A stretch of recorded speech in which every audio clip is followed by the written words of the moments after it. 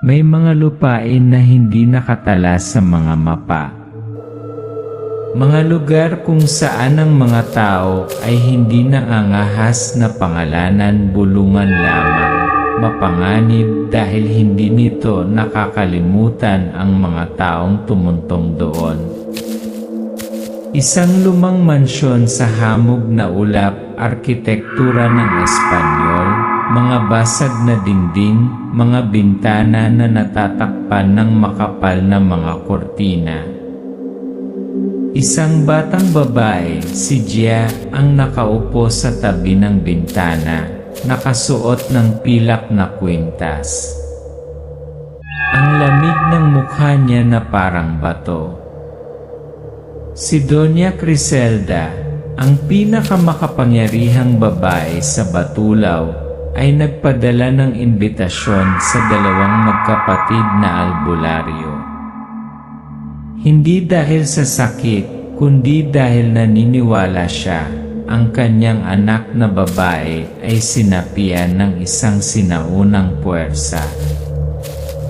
Ang dalawang magkapatid na babae, sina Anya at Paco, ay bumaba sa jeep, nakatayo sa harap ng isang kalawangin na tarangkahan. Sa likuran nila ay isang madilim na kabubatan.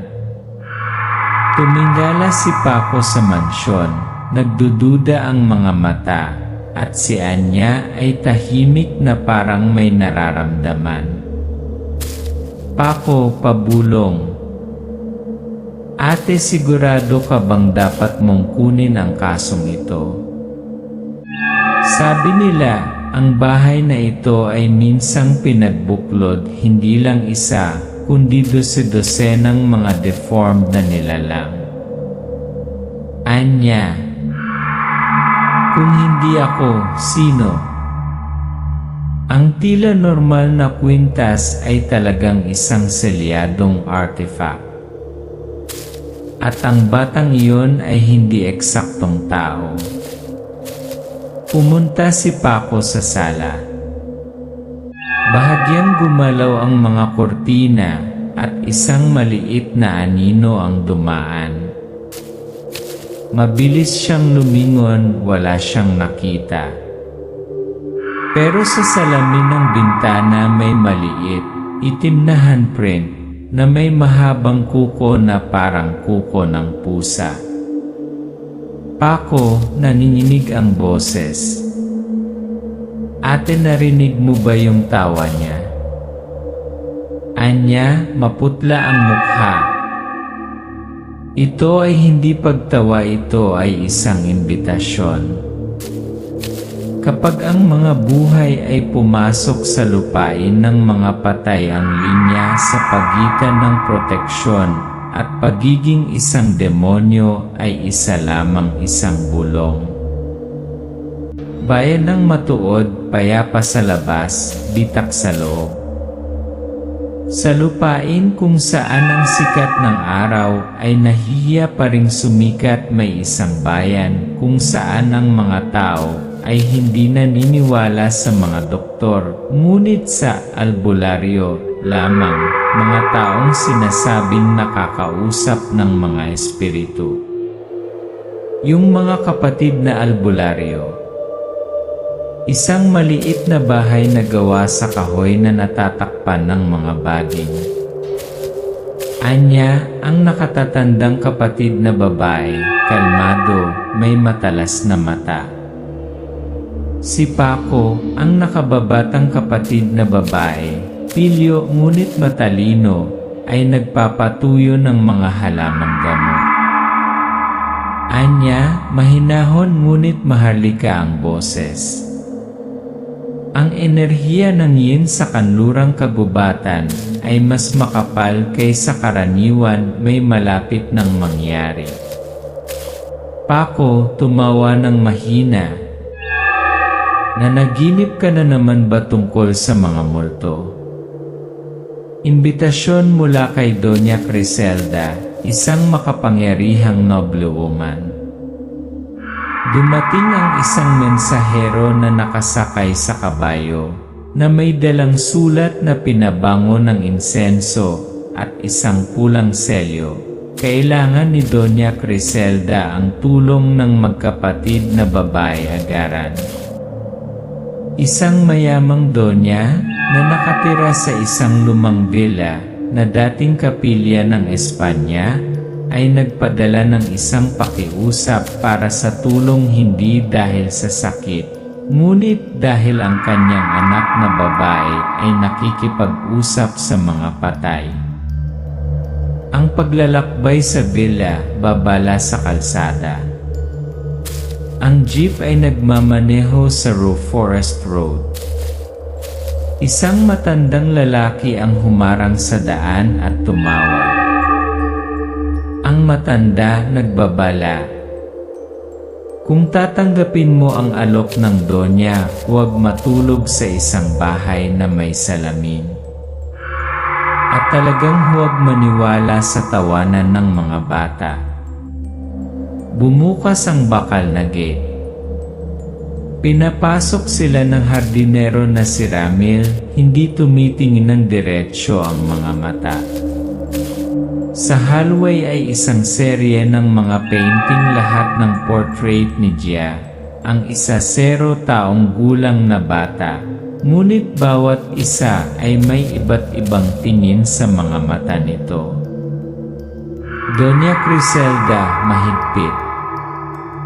"Anak ko, may kausap siyang walang anyo." At napanaginipan niya ang parehong panaginip, isang itim na kabubatan at isang kwintas na nasusunog sa kanyang dibdib. Ang sealing necklace, isang tao lang ang maaaring magsuot nito. Ibinigay sa kanila ni Donya ang isang itim na pilak na kwintas na inukitan ng sinaunang mga karakter na Tagalog na naglalabas ng malamig na aura. "Donya, ito ang anting-anting ng aking pamilya.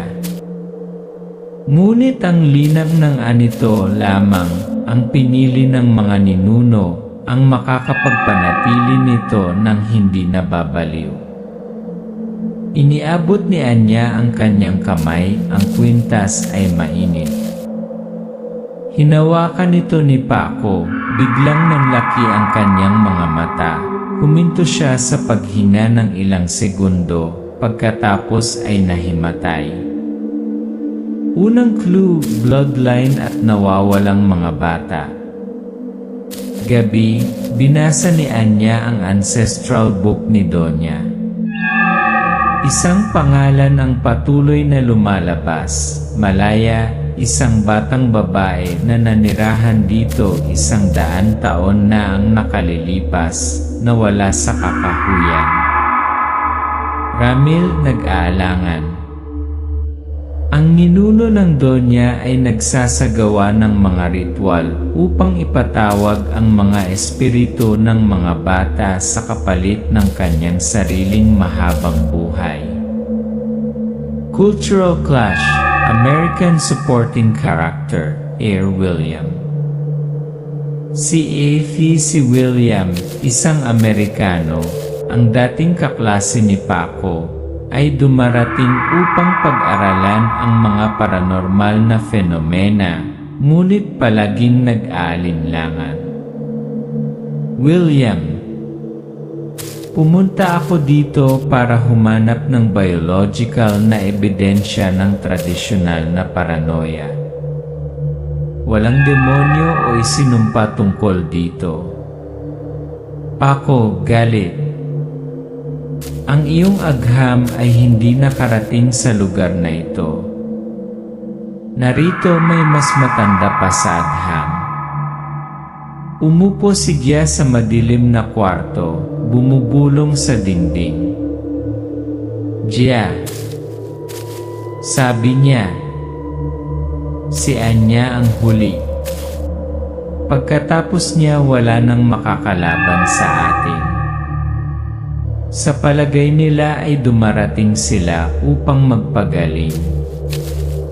Ngunit kung minsan ang manggagamot ang unang nahawahan, Hindi lahat ng nakalock na pinto ay nilayon para hindi makalabas ang mga tagalabas.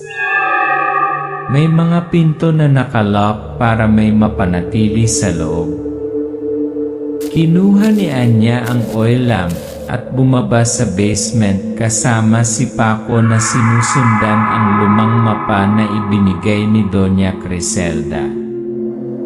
Nakahanap sila ng selyadong kwarto. Sa loob, isang altar na itim na bato na may mga gasgas na parang kuko.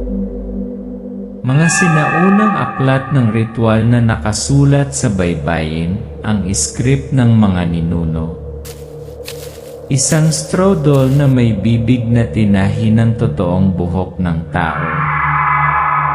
Isang inukit na totem ng isang bata na may mga sungay walang laman na mga mata. Anya, kinikilig. May sumubok na mag-seal ng isang bagay. Ngunit nabigo. Naglaho sa katahimikan. Kinabukasan, magulo ang mansyon. Si Emil, pamangkin ng Donya, ay wala na. Walang dugo. Walang drug marks. Tanging mga handprint ng bata ang nananatili sa kisam. Doña Criselda, ang pamana ng pamilya.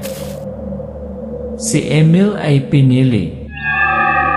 Nakahanap na ng kapalit ang kanyang nakababatang kapatid. Si Gia at ang invisible na kaibigan.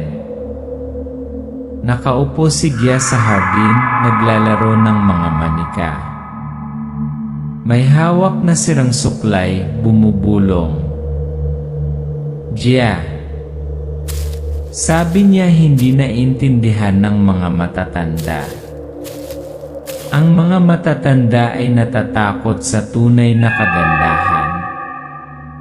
Pero iba si Anya.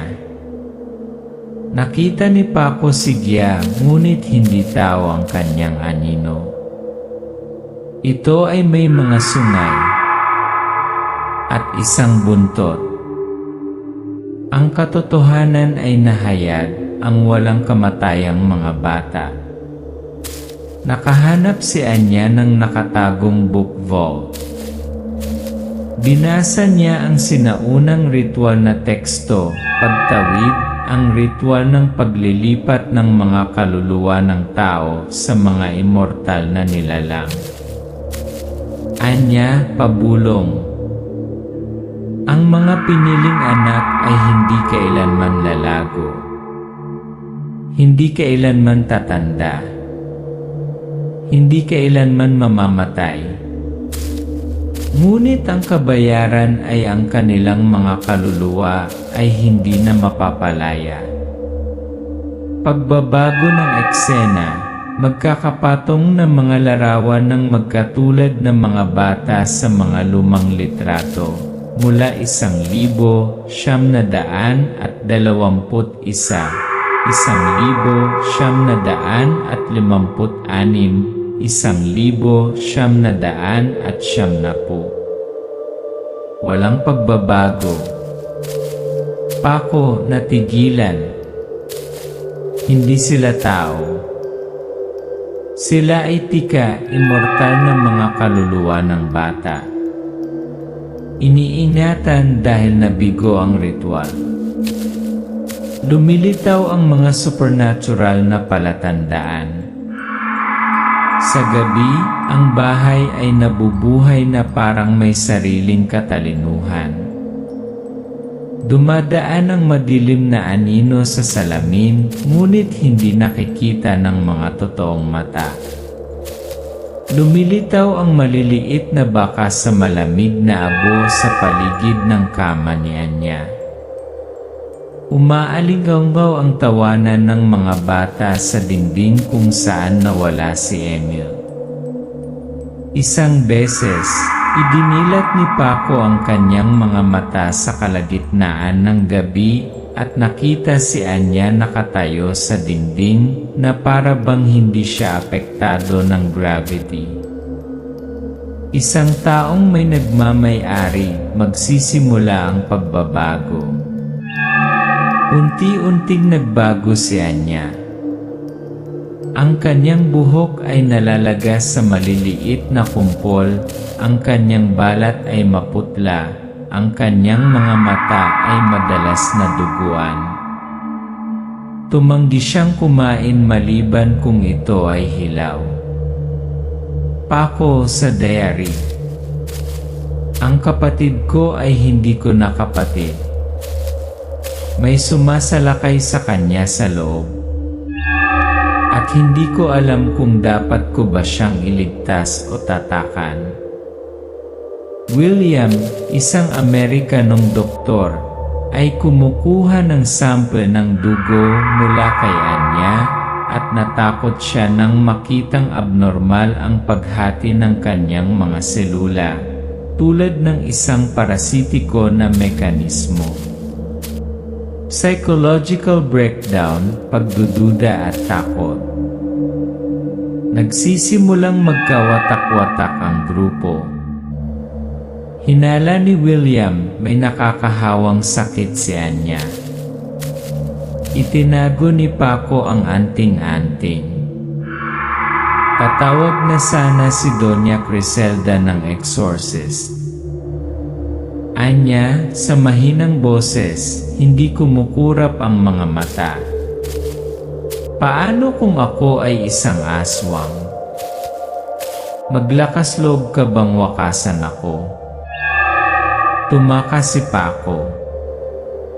Ngunit sa likuran niya narinig ang boses ni Anya, bumubulong sa isang sinaunang wika. Isang ngiti na hindi pag-aari ng isang tao. Gabi. Tahimik na nakatayo si Paco sa harap ng salamin. Tumingin siya sa refleksyon, kung saan nakaupo sa likod si Anya, hindi gumagalaw. Paco, tulog ka na ba eh? Anya sa salamin bumiti. Ngunit ang tunay na Anya ay nananatiling hindi gumagalaw. Sa salamin ay isa pang nilalang. Ang kaluluwa ng tao ay napakarupo. Isang bitak lang at makapasok na tayo. Batulaw Forest kung saan walang bumalik. Batulaw Forest tinawag ito ng mga sinaunang bayan ng mga nalimutan, the land of forgotten souls. Kung sino man ang pumasok hindi babalik. O babalik ngunit may dala iba pa. Pagpapasya na pumasok sa Forbidden Zone. Nangunguna si Anya, lalong tahimik, maputla ang mukha. Sumunod sina Paco, William at Doña Criselda. Bawat isa ay may dalang mga anting-anting, potion at sulo. Paco na may determinadong ekspresyon. Ate, sigurado ka bang gusto mong gawin ito? Anya. Ang tanong ay hindi kung gusto mo o hindi. Ito ay kung nasa oras ka. Ang mga bitag ng kagubatan, mga nakakalason na halaman at ilusyon. Ang grupo ay lumalim sa kabubatan. Biglang bumagsak sina Anya at William, namamaga ang mga kamay, hilaw ang balat. Nagsisimulang gumalaw ang mga puno sa paligid. Sumisigaw si William, hawak ang kanyang ulo. Ako, nakikita ko ang aking ina. Siya ay inilibing ng buhay. Nakita ni Paco ang isang bersyon ng kanyang sarili. Isang 6 na taong gulang na batang lalaki na nakatali sa kabubatan. Ang kanyang bibig ay tinahi. Narrator. Ang batulaw ay hindi lamang dumi, ito ay kolektibong alaala.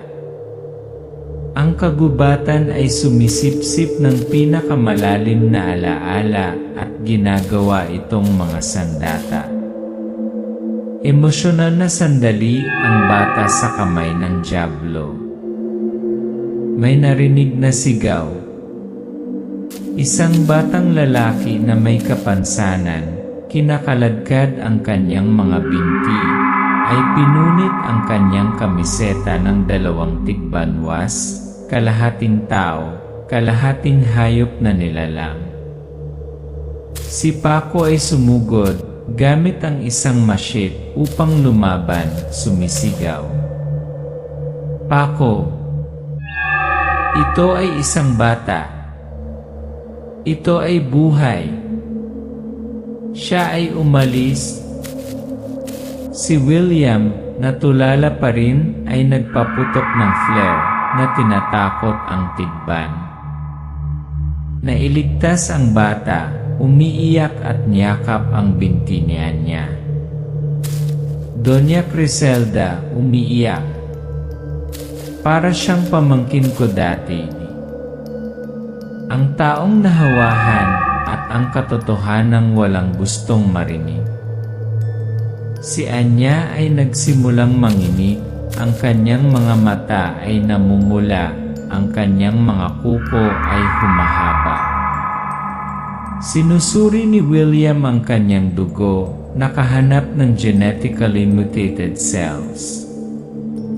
William nagulat. Nagta-transform siya cell. Nayanggaw ang unang yugto ng aswangization. Paco, so kailangan nating patayin ang kapatid ko. Donya, hindi may ibang paraan. Ang mabilis na ritual kapag nagsanib puwersa ang agham at tradisyon. William, gumagamit ng handheld analyzer upang pag-aralan ang plasma. Pinakuluan ni Doña Criselda ang mga dahon ng tawa-tawa, mga ugat ng anti-anting, at mga ahas sa isang makapal na paste. Anya, bumuntong hininga. Bilisan mo. Narinig kong paparating na sila. Nasusukat ng agham ang mga tibok ng puso. Ngunit ang pananampalataya lamang ang makakaantig sa kaluluwa. Ang kumikinang na kwintas, ang piniling kaluluwa. Kapag nawalan ng malay si Anya, bumagsak ang kwintas sa lupa, biglang nagbuga ng matingkad na turquoise na liwanag na umiikot sa langit. Paco, umiiyak, nanginginig.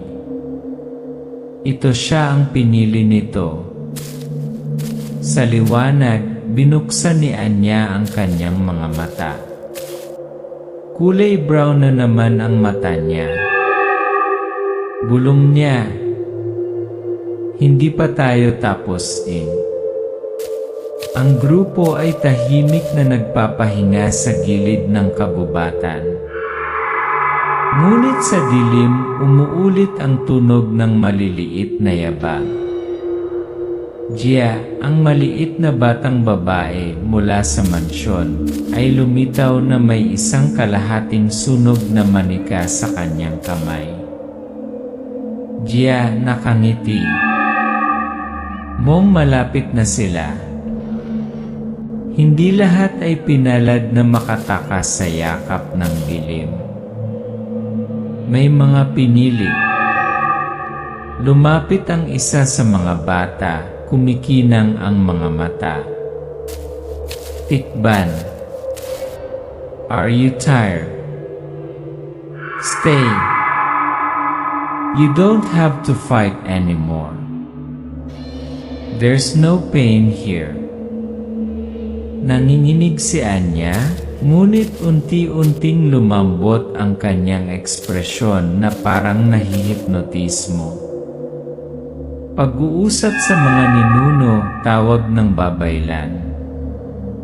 Pagbabago ng eksena, sa panaginip, si Anya ay nakatayo sa harap ng isang matandang babae na nakasuot ng mga sinaunang seremonyal na damit. Ang kanyang mukha ay kahawig ng kanyang lola sa tuhod sa larawan ng pamilya. Babaylan. Ang iyong pinili ang magpapasya sa pagpapalaya ng daan-daang kaluluwa.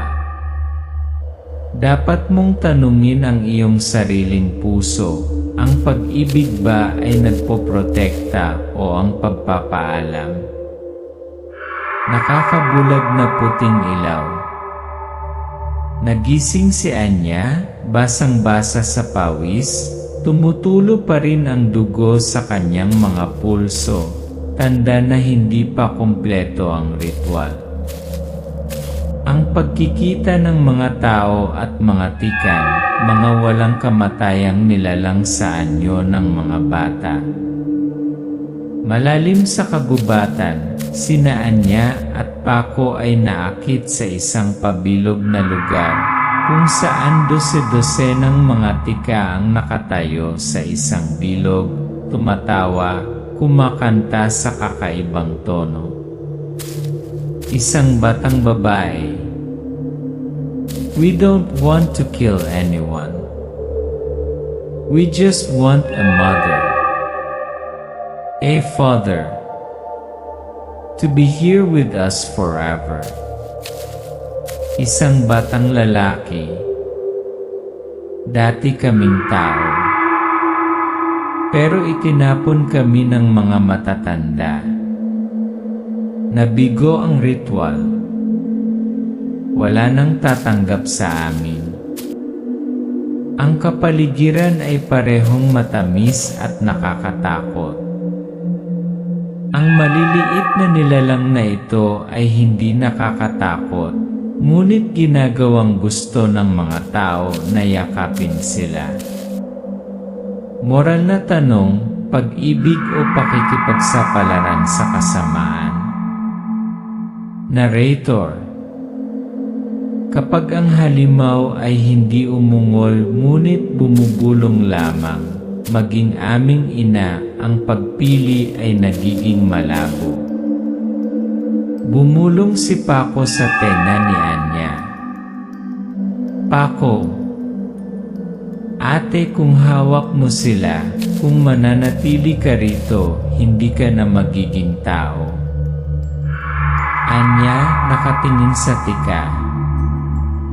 So kung walang humawak sa kanila, palagi silang demonyo. Pagpili ng buhay at kamatayan, sirain o palayain. Si Doña Criselda, may hawak na sinaunang anting-anting, ay nagbabalak na sunugin ang kagubatan upang sirain ang lahat ng tikang. Sinusuportahan ito ni William para sa kaligtasan ng publiko.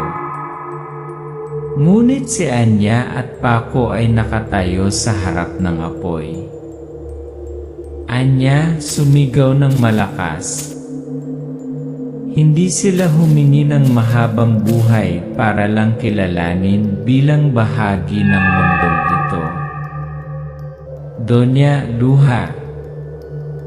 Mga apo ko, hindi bumalik ang mga apo ko. Hindi ko sila mapagkakatiwalaan. Anya, hayaan itong maging isang lugar para sa mga kaluluwa. Isang santuwaryo. Hindi para sa pagsamba sa demonyo, ngunit para maalala ng mga tao na iniwan nila ang kanilang sariling mga anak. Tahimik na umaatras si Donya. Ang kagubatan ay lumiwanag sa isang berdeng ilaw mula sa kwintas na parang kinukumpirma ang kanyang pinili. Paco, niyakap siya. Iniligtas mo sila. Ngunit iniligtas mo rin ang iyong sarili. Ang mga bata ay tumawa ng malakas, hindi katakot-takot, ngunit tulad ng tunog ng kalayaan. Sa likod nila, ang mga anino ay kumukupas sa mga puno. May mga demonyo na kailangan lang ng isang yakap para maalala na sila ay dating tao. Gabi. Ang hangin ay umuungol sa kabubatan. Isang putol na sigaw ang umaalingaw sa pagitan ng mga natumbang puno. Nawawala si Jia. Kapag ang isang batang kaluluwa ay tinawag pabalik sa isang lugar na hindi ito pag-aari, isa lamang ang pagpipilian, lumaban o hayaan ang iyong sarili na makalimutan. Nataranta si Doña Criselda. Napagtanto nina Anya, Paco, Monching at William upang mailigtas si Jia. Kailangan nilang pumunta sa pinakamalalim na bahagi ng kabubatan, isang lugar na wala pang nakabalik. The Demon's Lair, kung saan nagsisimula ang sumpa. Isang itim na kuweba na napapalibutan ng mga ugat ng puno na kasing laki ng mga braso. Ang lupa ay natatakpan ng mga madugong simbolo, mga manika na nakadikit sa lupa. Ang mga bungo ng mga bata ay may butas. Bulong ni Anya habang nakatingin sa kuweba. Anya, dito pinalayas ng aking mga ninuno ang kasamaan, ngunit natatakpan lamang nila ito. Hindi nila ito kayang sirain. Nandito pa rin ang sinaunang aswang naghihintay ng bagong kaluluwa. Aksyon panandang pandagdag espiritual na kasukdulan. Sa loob ng kuweba, si Jia ay nakabitin sa hangin, napapaligiran ng itim na aura. Sa ibaba ay ang sinaunang espiritu ng aswang. Isang baluktot na figura, isang walang mata na mukha, isang bibig na puno ng mga ngipin ng sanggol. Magsisimula na ang laban. Ang bawat miyembro ay espiritual na hinamon.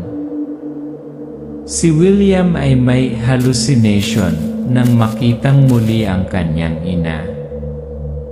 Narinig ng Donya ang kanyang namatay na apo na tinatawag siyang Lola, patawarin mo ako. Sumasakit ang ulo ni Monching, ngunit nagbenda pa rin siya at pinipigilan ang pagdurugo para kay Anya kapag bumagsak ito.